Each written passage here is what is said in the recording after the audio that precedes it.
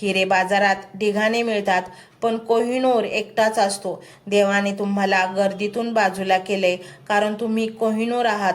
तुमचं वेगळं असणं, तुमचं एकटेपण हेच तुमचं सामर्थ्य आहे. या एकटेपणाला शाप मानू नका, तर ही संधी समजा, स्वतःला ओळखण्याची आणि स्वामींना जवळून पाहण्याची. आता तुमच्या मनात प्रश्न असेल, मला हे कधी मिळणार? कधी हा शब्द चुकीचा आहे.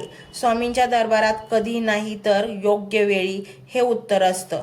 तुम्ही जे मागत आहात ते तुमच्या पदरात पडायला कदाचित उशीर होत असेल, कारण स्वामी त्यापेक्षा काहीतरी महान देण्याची तयारी दाखवत आहेत.